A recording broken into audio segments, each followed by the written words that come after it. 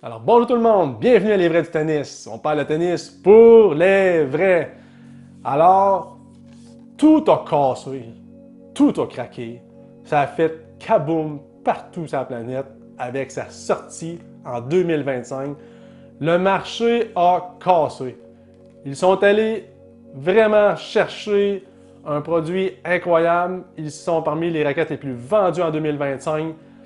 Tellement vendu Yonex que la compagnie doit s'ouvrir des usines au Japon pour fournir mondialement les magasins, etc. Je vous parle de quoi? De la Yonex E-Zone 100, 8e génération. Cette raquette-là, très vue à la télévision, bien sûr, eh bien, je vous en parle pour commencer en chiffres. C'est une raquette qui a 300 grammes. C'est une raquette qui a un 16 par 19 au niveau des cordes, donc favorise le spin, la puissance.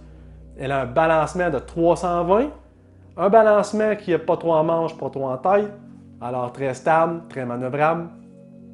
Elle a également, versus la version 7e génération, que je connais bien, que j'ai également, la grosse différence, elle est là. Ici, le beam. Ils ont passé de 23,8 à 24,5 mm. Elle est plus large ici dans cette raquette-là. Au niveau des doigts présentement, ici, ils sont à 26,5, même chose, 26,5 mm, ils n'ont rien changé là. Et ici, ils ont passé de 22,5 à 23 mm au niveau de la gorge, elle est plus large. Donc, plus large en tête, plus large en bas. Qu'est-ce que ça veut dire tout ça? Dans cette raquette-là, ils ont monté la puissance de 4,8 %. Est-ce que c'est trop? C'est ce qu'on va savoir après que je vais avoir essayé les raquettes. On continue. Alors, pour la suite, niveau rigidité de la raquette, on est à 69. Donc, si on l'applique, 69 de flex, c'est très élevé. C'est comme une Babola Pure Drive, comme une Wilson Ultra environ.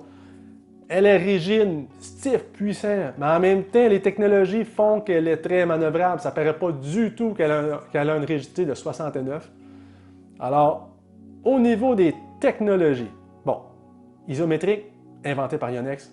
Isométrique, là, c'est le côté rectangle de la raquette. C'est pas rond comme standard ou comme un œuf. À l'époque, c'était encore pire, très rectangle. Les cordes ici et ici étaient plus longues. Ça favorise en fait une surface de frappe supérieure. On frappe à gauche, on frappe à droite, ça paraît pas trop. Ça ramène des balles assez intéressantes, pas trop des balles mortes. Et dans les nouvelles isométriques, qu'on peut dire, la 7e génération, ils ont élargi ici de 7% vers le haut. Donc, puissance, contrôle, comme je vous dis, on frappe un peu tout croche, ça paraît pas trop. Ça ramène des balles qui sont au fond de terrain assez intéressantes. On se défend bien avec un pied arrière aussi, les balles sortent très bien. Et cette génération-là, la 8e génération, ils ont monté de 1% plus élargi. Donc, c'est du 8% maintenant dans cette raquette-là. C'est un peu comme jouer avec du 108 square, des grosses raquettes là. Fait que celle-ci, c'est un 100 avec comme une surface de frappe de 108. Alors, super intéressant à ce niveau-là. C'est plus facile à jouer, plus manœuvrable. Pour le restant, on voit ici que c'est un peu aplati. C'est ça le côté isométrique. C'est comme si on avait aplati le haut de la raquette pour élargir. Alors, technologie isométrique, ils ont bien sûr leur graphite bien populaire, qui va vraiment donner une souplesse également.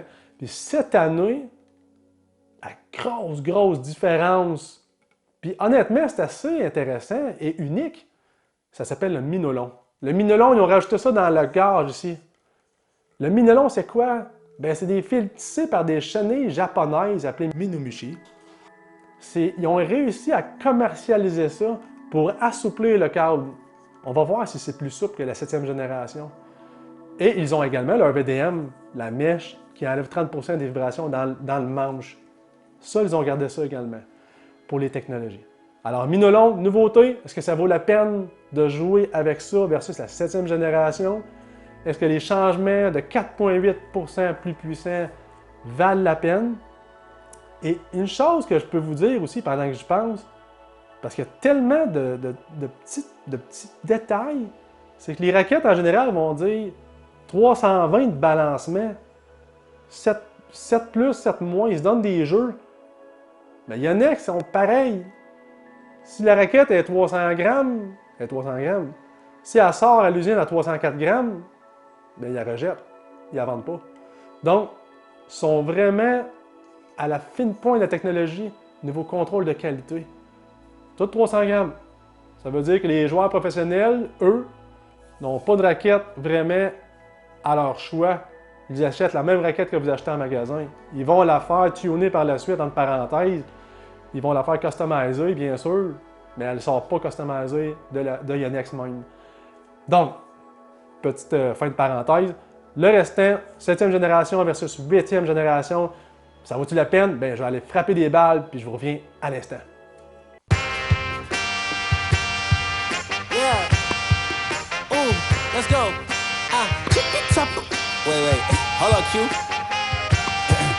Yeah, feel like I'm at the tippy top of my game, looking down at the rafters. I had to son these boys, can't leave them bastards. A lot of dudes, just some undercover actress. I don't fall for it, I'm privy to all your tactics. Yeah, so try again, this time take a vitamin. Yeah, invite them in, welcome to the Lions Den. And I move fast. Alors, wow! Top raquette! Le Minolon marche très bien. Je comprends pourquoi elle est très aimée. La plupart de mes clients aiment plus la 8e génération que la 7e en passant.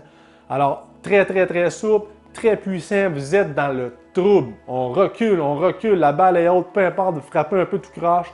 Ça sort en puissance, ça recule l'autre joueur, que ce soit un slice, une spin, peu importe. Très beau travail au service également, vu sa puissance et le côté élargi vers le haut. Ça va aider beaucoup pour les frappes en puissance. Le niveau du câble 69 de rigidité ne paraît pas du tout, comme je vous avais mentionné. Ça reste très souple. Un petit peu plus souple que la 7e génération.